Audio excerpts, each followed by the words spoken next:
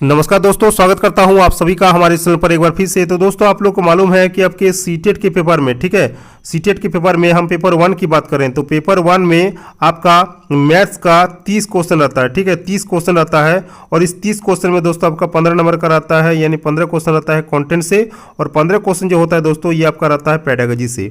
तो दोस्तों आज हम लोग क्या करेंगे ना, आज हम लोग दोस्तों 30 क्वेश्चन का एक पूरा कंप्लीट सेट लगाएंगे। और दोस्तों आप लोग को भी बनाना है और नीचे कमेंट बॉक्स में आप लोग अपना स्कोर भी बता दीजिएगा।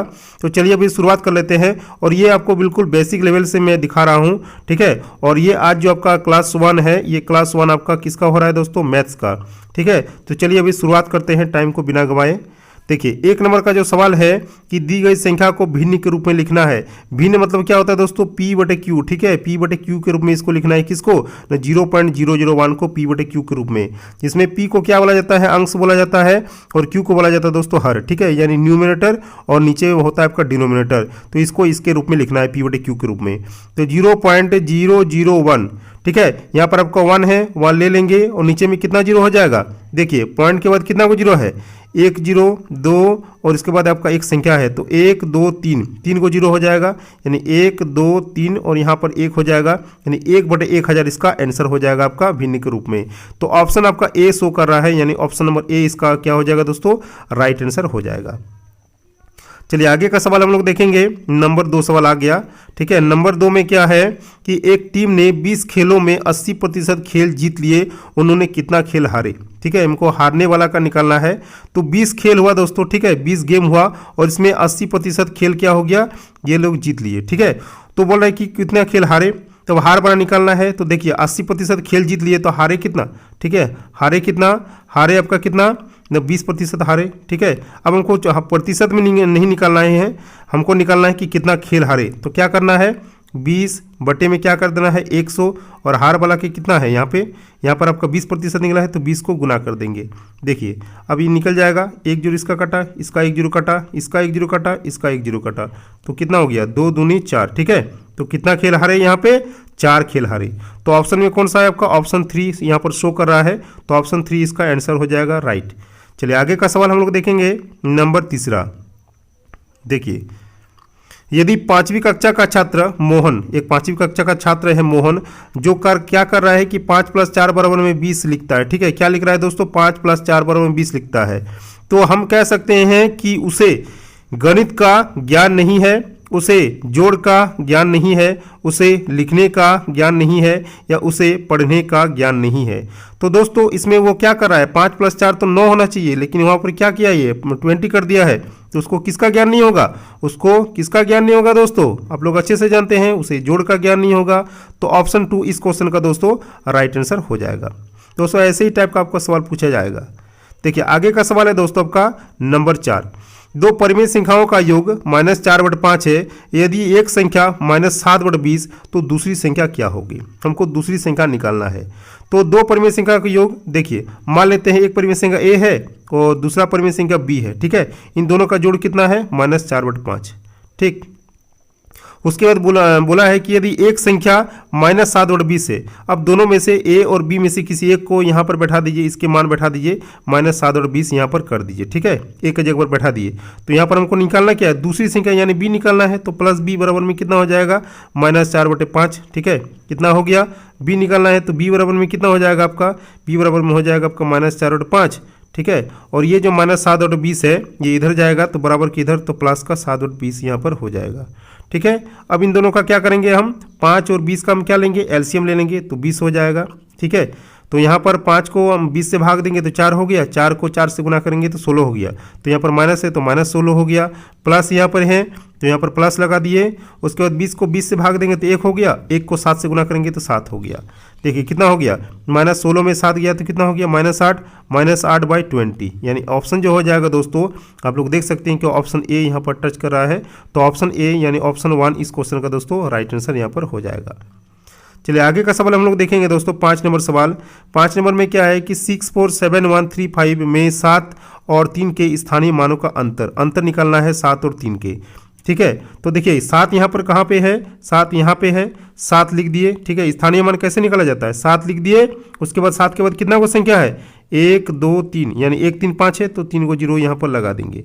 उसके बाद बोला है कि 3 के स्थानीय मान, 3 यहाँ पर कहाँ पे है, 3 यहाँ पे है, 3 के बाद कितना को जीरो होगा, 5 अकेले है तो 3 के बाद 1 जीरो होगा ओनली।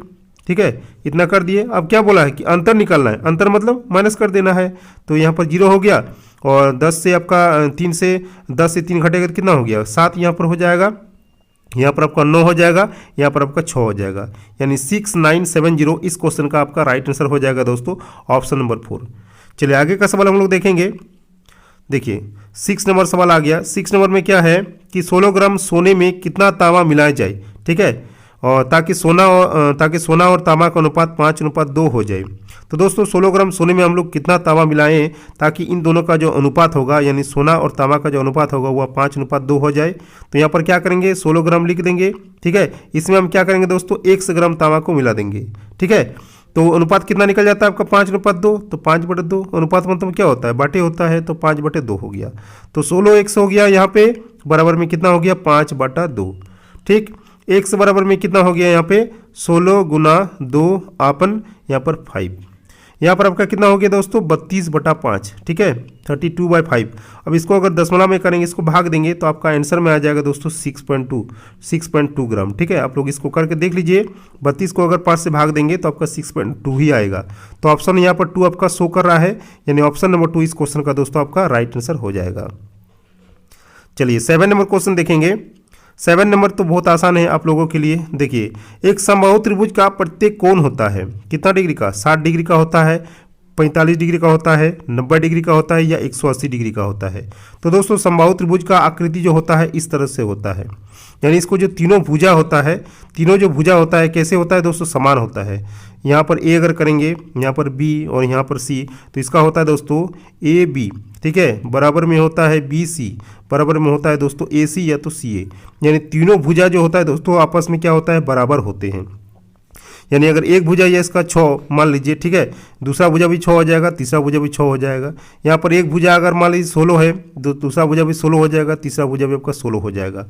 और साथ साथ इसमें क्या होता है दोस्तों आपका, देखिए इसमें जो कोण होता है, ठीक है, कोण भी कितना होता है, इसका बराबर होता है।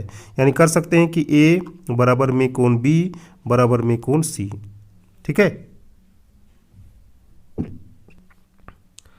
तो देखिए इसमें कोण भी बराबर होता है, तो इसका मान कितना होता है दोस्तों, तो समबाहु त्रिभुज का जो प्रत्येक कोण का मान होता है सभी का कितना होता है 60 डिग्री होता है। अगर ए आपका 60 डिग्री हुआ तो बी भी कितना हो जाएगा 60 डिग्री और सी भी आपका 60 डिग्री हो जाएगा। तो ऑप्शन 1 इसका राइट आंसर हो जाएगा। ठीक है, ऑप्शन 1 में आपका 60 डिग्री है। चलिए आगे का क्वेश्चन देखेंगे। 8 नंबर सवाल बहुत ही बढ़िया क्वेश्चन है।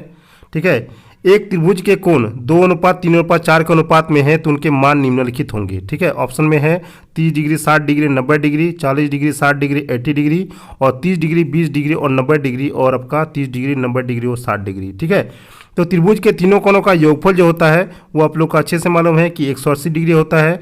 तो पहले कोण का अगर निकालेंगे, इसका अनुपात इसका मान अगर निकालेंगे तो क्या करेंगे 2 लिख देंगे, नीचे में क्या करेंगे सभी को ऐड कर लेंगे, यानी 2 + 3 + 4 कितना हो गया 4 3 7 7 और 2 हो गया 9, 9 को कितना हो गया आपका 180 से गुना कर देंगे। ठीक है, अब 9 दूने कितना हो गया 18 हो गया, ये कट गया तो 20 दूने 40 डिग्री, एक का मान हो गया। ठीक है, उसके बाद कितना हो गया यहाँ पे 3 है, 3 बटे क्या करेंगे फिर से 9 करेंगे, गुना में क्या करेंगे 180 डिग्री करेंगे, फिर इसको भी काट देंगे, 9 दूना 18 हो गया तो इसका भी मान हो गया आपका 60 डिग्री। अब लास्ट आपका बचा है दोस्तों 4, तो 4 बटे भी 9 करेंगे और यहाँ पर भी हम कितना कर देंगे आपका 180 डिग्री कर देंगे। तो 9 दूने यहाँ पर हो गया आपका कितना हो गया 9 दूना 18 तो हो गया आपका 4 दूने 8 यानी 80 डिग्री। ठीक है, यानी 40 डिग्री 60 डिग्री और 80 डिग्री इसका आंसर हो जाएगा। तो ऑप्शन नंबर 2 यहाँ पर आपका शो कर रहा है। ठीक है, तो चलिए ऑप्शन नंबर 2 इसका आंसर हो गया। अब आते हैं दोस्तों आपका 9 नंबर सवाल। देखिए 9 नंबर सवाल जो आपका पेडागोजी से है, तो 9 नंबर सवाल में क्या है कि स्कूली गणित में ज़्यादा जोर, ठीक है, स्कूली गणित में ज़्यादा जोर तथ्यात्मक ज्ञान पर दिया जाना चाहिए या प्रक्रियात्मक प्रभाव पर दिया जाना चाहिए या संकलात्मक समझ पर दिया जाना चाहिए या ऑल ऑफ दीज। तो दोस्तों इस क्वेश्चन का जो राइट आंसर हो जाएगा वो हो जाएगा दोस्तों इनमें से सभी यानी ऑल ऑफ दीज। ठीक है, चलिए आगे का सवाल देखेंगे हम लोग। देखिए फिर से पेडागोजी से आ गया आप लोग का 10 नंबर सवाल। एक अच्छा गणितज्ञ होने के लिए कौन सी विशेषता होनी चाहिए, क्या होनी चाहिए, सूत्रों को याद करने की जरूरत होनी चाहिए या समस्या समाधान करने की या 1 और 2 दोनों या सभी अवधारणाओं को समझने लागू करने और उनमें संबंध स्थापित करने की विशेषता होनी चाहिए। तो दोस्तों इस क्वेश्चन का जो राइट आंसर हो जाएगा वो दोस्तों हो जाएगा आपका ऑप्शन नंबर 4, ठीक है। यानी सभी अवधारणा को समझने, लागू करने और उनमें संबंध स्थापित करने की विशेषता होनी चाहिए एक अच्छा गणितज्ञ होने के लिए। चलिए आगे का सवाल हम लोग देखेंगे 11 नंबर सवाल। और 11 नंबर सवाल में क्या है कि प्राथमिक स्तर पर क्षेत्रफल की अवधारणा को समझने की शुरुआत की जा सकती है नोटबुक, पाठ्यपुस्तक, पेंसिल बॉक्स आदि की किसी वस्तु के क्षेत्रफल की तुलना करके, क्षेत्रफल के सूत्रों को स्पष्ट करके, या लंबाई चौड़ाई की मानक इकाइयों का उपयोग करके, या बच्चों को अधिक से अधिक अभ्यास करवाकर। तो दोस्तों इस क्वेश्चन का जो राइट आंसर हो जाएगा वो हो जाएगा दोस्तों एक प्राथमिक स्तर पर क्षेत्रफल की अवधारणा को समझने के लिए नोटबुक, पाठ्यपुस्तक, पेंसिल बॉक्स आदि की किसी वस्तु को क्षेत्रफल की समझना आदि के तुलना करके, ठीक है। तो ऑप्शन नंबर 1 इस क्वेश्चन का दोस्तों राइट आंसर यहाँ पर आपका हो जाएगा। आगे का सवाल हम लोग देखेंगे 12 नंबर सवाल। और 12 नंबर में क्या है कि बच्चों में गणना करने की शक्ति को बढ़ाया जा सकता है। कैसे बढ़ाया जा सकता है? कक्षा में क्रियाशील गतिविधियों का आयोजन करके, या अवधारणाओं को स्पष्ट करके, या उपयुक्त 1 और 2 दोनों, या उपयुक्त में से कोई नहीं। तो दोस्तों इस क्वेश्चन का जो राइट आंसर हो जाएगा वो हो जाएगा आपका दोस्तों कक्षा में क्रियाशील गतिविधियों का आयोजन करके, यानी ऑप्शन नंबर 1 इस क्वेश्चन का राइट आंसर हो जाएगा। आगे का सवाल है आपका 13 नंबर सवाल। 13 नंबर में क्या है कि एक अंकगणित का शिक्षण महत्वपूर्ण है। किसमें महत्वपूर्ण है? आपका घरेलू कार्य के लिए, व्यावहारिक उपयोग के लिए, व्यवसाय और मजदूर के लिए, या उपयुक्त सभी। तो दोस्तों इस क्वेश्चन का जो राइट आंसर हो जाएगा वो हो जाएगा आपका ऑल ऑफ दीज, यानी उनमें से सभी, ठीक है। चलिए आगे का सवाल हम लोग देखेंगे 14 नंबर सवाल। देखिए पैडागोजी सबका 15 नंबर का क्वेश्चन आता है, ठीक है, तो अच्छे से इसको करना है। तो अंकित को गणित सीखने में कठिनाई होती है, उनकी समस्या का समाधान है उपहार देना, दंड देना, कारण जानना, या अधिक गृह कार्य देना। तो दोस्तों अगर किसी का मैथमेटिक्स में कमजोरी है तो उसको क्या करना चाहिए? उसको कारण जानना चाहिए कि किस कारण से वो उसको कठिनाई हो रही है। तो ऑप्शन नंबर 3 इस क्वेश्चन का सबसे बेस्ट आंसर हो जाएगा आपका। आते हैं दोस्तों 15 नंबर का सवाल। 15 नंबर का सवाल में है कि एकीकृत शिक्षक का मानना है कि स्वाभाविक रूप से लड़के गणित में लड़कियों से अच्छे होते हैं। तो शिक्षक इसमें क्या कर रहा है? उचित दृष्टिकोण वाला होगा, नीति परक वाला होगा, लिंग पक्षपाती होगा, या उपयुक्त में से कोई नहीं। तो दोस्तों इस क्वेश्चन का जो राइट आंसर हो जाएगा वो शिक्षक क्या कर रहे हैं? लिंग पक्षपाती कर रहे हैं, है ना, यानी जेंडर भिन्नाभेद कर रहे हैं। तो ऑप्शन 3 इस क्वेश्चन का दोस्तों आपका राइट आंसर हो जाएगा। आगे का सवाल हम लोग देखेंगे 16 नंबर सवाल।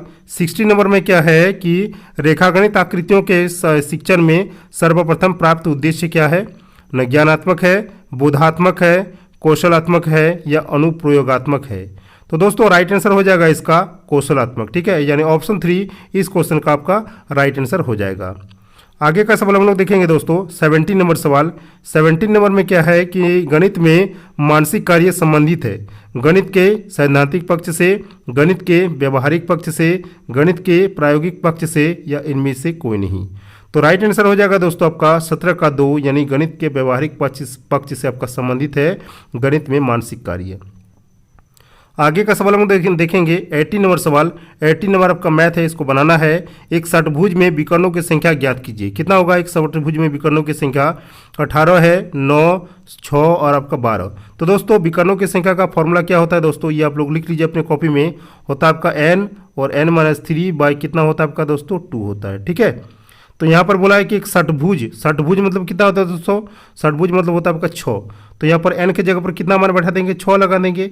तो 6 और 6-3 नीचे में हो जाएगा आपका 2।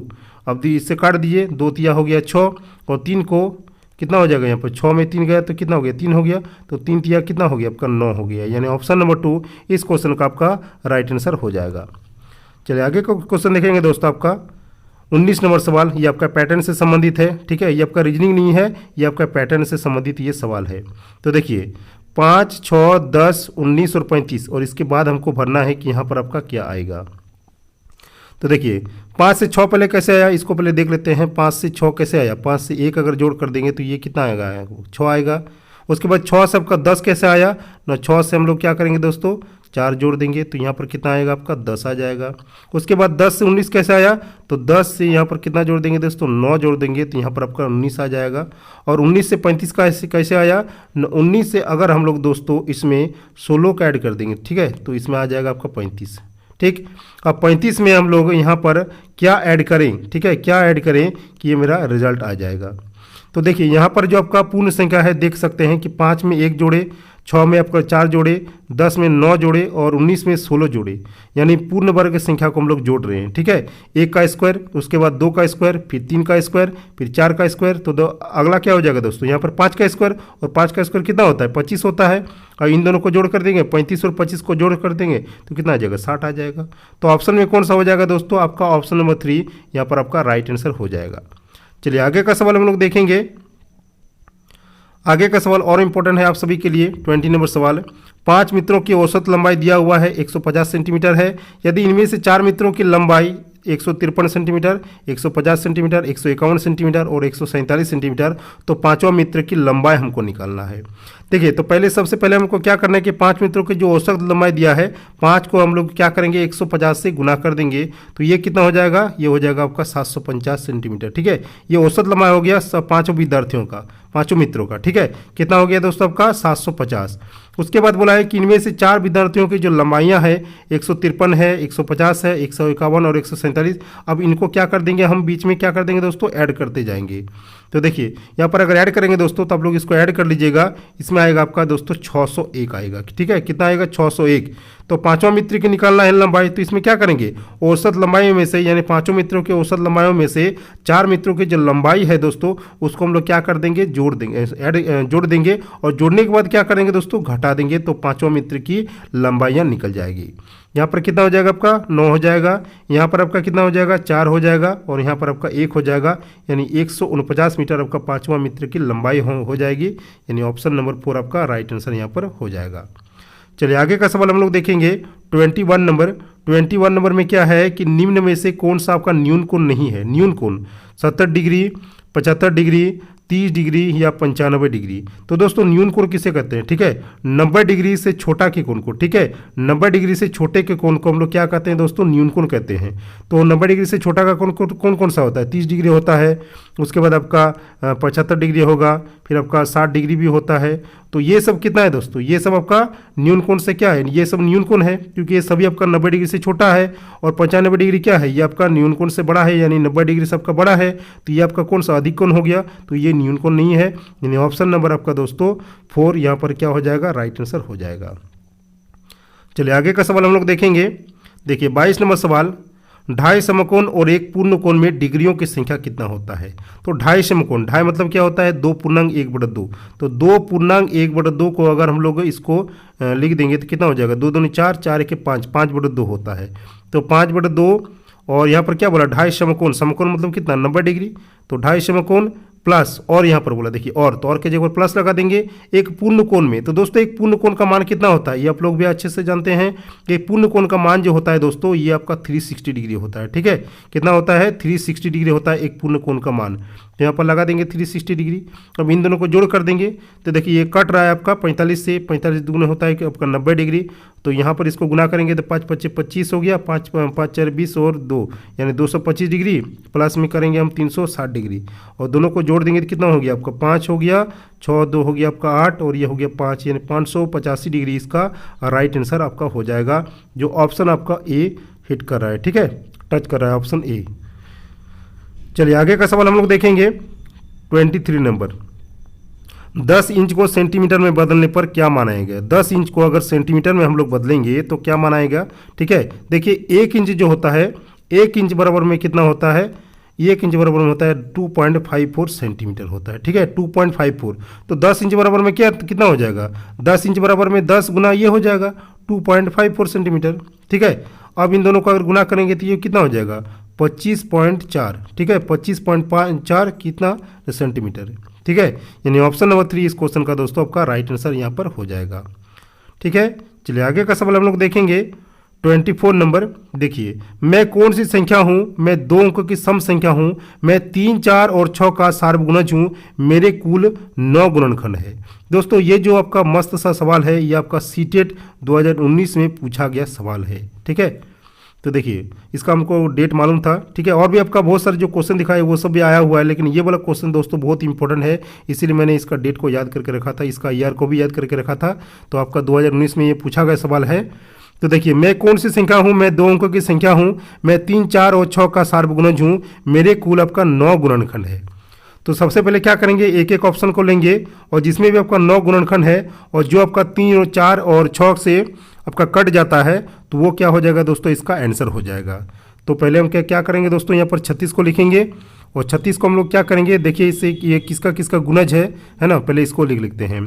तो 1 से ये कटता है, 2 से कटता है, 3 से कटता है, 4 से कटता है, 5 से नहीं कटता है, 6 से कटता है, ठीक है। फिर आपका 7 से नहीं कटता है, 8 से नहीं कटता है, 9 से कटता है, 9 के बाद दोस्तों आपका ये 12 से कटता है, 12 के बाद ये आपका कटता है दोस्तों 18 से, और 18 से कटने के बाद दोस्तों ये डायरेक्ट कटता है आपका 36 से। अब देखिए इसका कितना गुणज हो गया है, कितना गुणनखंड हो रहा है, तो 1 हो गया, 2 हो गया, 3 हो गया, 4 हो गया, 5 हो गया, 6 हो गया, 7 हो गया, 8 हो गया, 9। पहला ही ऑप्शन दोस्तों हम लोग का सही हो जाएगा, ठीक है। इसमें करीबन कितना है, 36 में कितना है आपका 9 गुणनखंड है, और यहाँ पर बोला है कि 3, 4 और 6 का सार्वगुणज हूँ। तो देखिए यहाँ पर 3, 4 और 6 भी है ना, 3, 4 और 6 भी यहाँ पर दिख रहा है, और भी ये संख्या का गुणज है, लेकिन यहाँ पर खाली बोला है कि 3, 4 और 6 का ही सार्वगुणज हूँ। तो मेरे यहाँ पर कितना हो जाएगा आंसर, 36 इसका राइट आंसर हो जाएगा, ठीक है। चलिए आगे का सवाल है 25 नंबर सवाल, ठीक है। 30, 36 और 42 के सबसे छोटे सार्वगुणज तथा सबसे बड़े सार्वगुणनखंड का गुणनफल कितना होगा। तो सबसे छोटे जो आपका सार्वगुणज है यानी एलसीएम, पहला क्या निकालना है दोस्तों, आपका एलसीएम निकालना है, और दूसरा में क्या निकालना है आपका सबसे बड़े यानी एचसीएफ निकालना है, ठीक है। तो देखिए इसमें क्या करेंगे, पहले से एलसीएम निकाल लेंगे। एलसीएम कितना हो जाएगा आपका 30, उसके बाद कितना है 36 है, फिर आपका 42 है, निकाल लेते हैं। 2 से काटेंगे, 2 से कितना हो गया 15 हो गया, फिर आपका 18 हो गया, फिर आपका 21 हो गया, ठीक है। उसके बाद फिर 3 से करेंगे तो 3 5 15 हो गया, 3 चौक 18 हो गया, 3 7 21 हो गया, ठीक है। इधर से आपका कितना हो गया दोस्तों, 5 दूना हो गया 10, और ये हो गया 3 चौक 18, तो 10 और 18 कितना हो गया 180 हो गया।